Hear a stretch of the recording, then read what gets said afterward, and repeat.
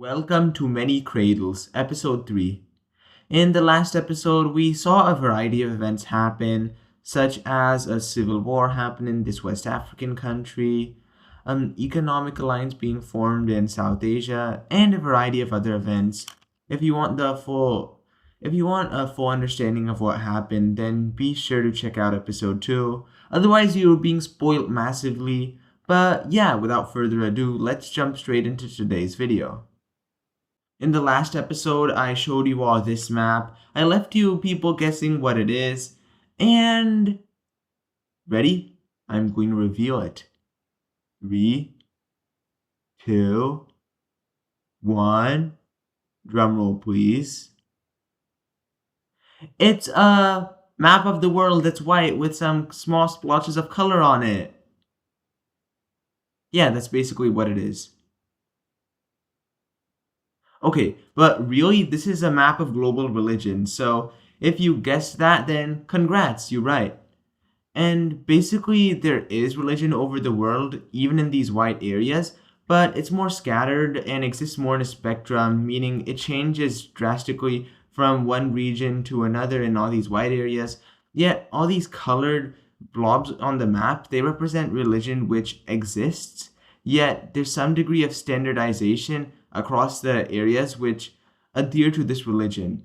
And for those of you that are wondering, the blobs mean that the majority of the population in these areas follows the religion specified, yet at the same time, this doesn't mean there aren't minority groups. Not everyone follows the religion.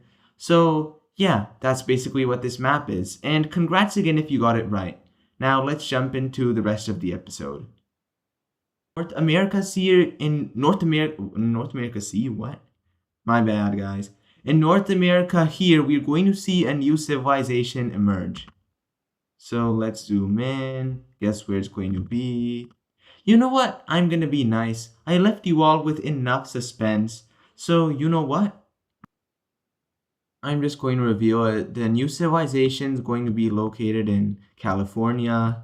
Hello, pop-up. So yeah, the new civilization emerges here. It sticks primarily to the cooler coastal areas. Obviously, there's more stuff to grow, more rivers and clean water, navigable waterways, and all that stuff which make it easier to form a civilization. And yeah, this is a pretty long civilization. Once it develops, it expands rapidly, even reaching as far south as where modern day Los Angeles is, or San Diego. So yeah, new civilization emerged, and now we can take a look at another part of the world. In New Zealand and Australia, another civilization emerges, a maritime civilization.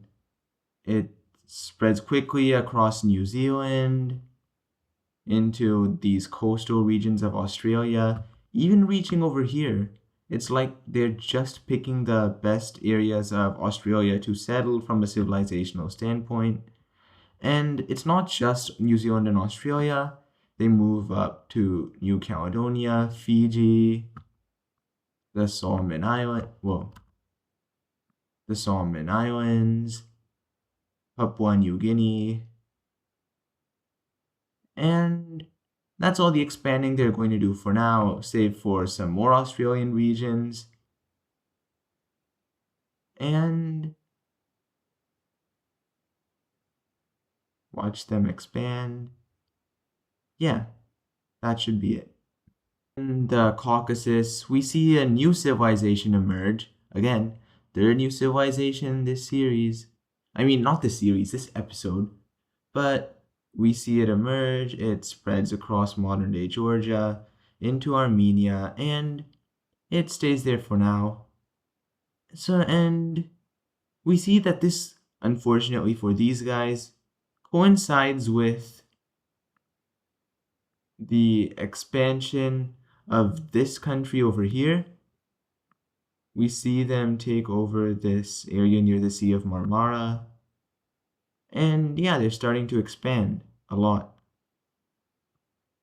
And we see an event which significantly destabilizes the whole region when this purple country here declares war on not one, not two, but three nations at once. The Georgians, the well, let's just call them the light green team, and this island country. The Georgians, despite being a much smaller country, actually make some pretty impressive initial gains. Because something interesting to note, oh yeah, they're just gonna gain some new land along the way, because why not? Because something interesting to note about these guys is, oddly enough, and they've discovered this through trade, is that the overall language and culture of this country is pretty distinct from this Anatolian state over here. So they despise the idea of being conquered by them, which is what fuels their population to push forward and make sure they do not get conquered. In fact, their culture is more similar to that of North African states, like this blue country, or to an extent, this darker blue country. But yeah, we see them make some pretty strong gains over here. And because these people are carrying so much, this country, they're literally carrying, these other nations are able to make some pretty strong gains over here. And another key reason well, let's call them the Caucasian team now. This Caucasian team is doing so well is because their population is oddly large. A lot of this terrain here is mountainous. You'd expect them to not have as many people compared to the larger Anatolian Peninsula. Yet, what's odd is that they have a lot. Their population's pretty big, nearly the same size as this country over here. It's almost as if these people came from somewhere. And it's assumed that, tales tell of migration from the south, so it's assumed to be from neighboring regions. Maybe people came from Mesopotamia, maybe. But the truth is buried. Or is it?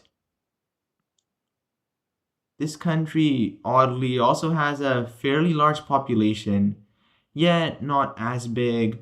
We see it start to conquer a large amount of territory, and that is when something very interesting happens.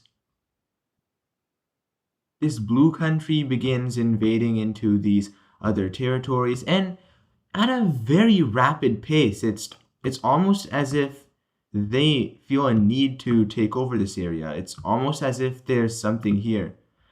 What am I doing? I think I'm just being superstitious, yeah. And that's the explanation given as they conquer such large amounts of territory. Yet all this expansion, this warfare, this instability, it has consequences for all the nations involved. And wow, are we going to be seeing some consequences? There were definitely many consequences here. Perhaps the most obvious one is how we see Anatolia collapse and break apart. Yeah, this does not look good. This southern Greek slash East Mediterranean island country, they also took a hard hit. They were hurt a lot by the instability of the war. And even this strong, like, Egyptian country over here, we see that they lost some of the territory in their gains. And the only countries which seem to have really benefited, other than this country, which did get some new land, are the light green team and this dark orange team. Yet, despite this, these two countries over here, though more powerful, having emerged the victors of this war, they are, let's just say, not in the most stable of places. A lot of the people in these regions who are more ethnically Anatolian, like, for example, in this Caucasian country, like over here, and in this country over here, and even in the blue country down over here, there's a lot of rebellion and unrest and instability in these regions is very high.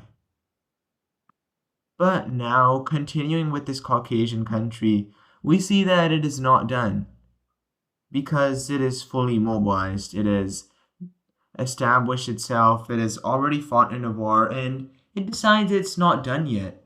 It engages in a series of expansions over here. It conquers a lot of this fertile area near the Caspian Sea's coast. Even establishes a nice port over here and more land, which it connects back. It conquers more of the mountainous areas in the western regions of Iran, borders Mesopotamia, and yeah, just conquering these regions. And when I say conquering, I don't mean like a loose confederation. No, I mean a tight grip, clear, strong rule. And what we have here is the world's first empire, the Caucasian Empire. But it's not just these guys over here which are going to be doing a lot of expanding. Let's just say later we are going to be seeing a lot more of this map being pretty filled out, much more complex and intricate in some areas as we've seen in Anatolia. But when I say later, I mean not now. And by that, I'm saying that today's episode of Many Cradles is over. Thank you guys so much for watching today's episode of Many Cradles. Be sure to like, subscribe, all that good stuff. If you like this video, be sure to check out some of my other content, and yeah, I'll see you on the next one.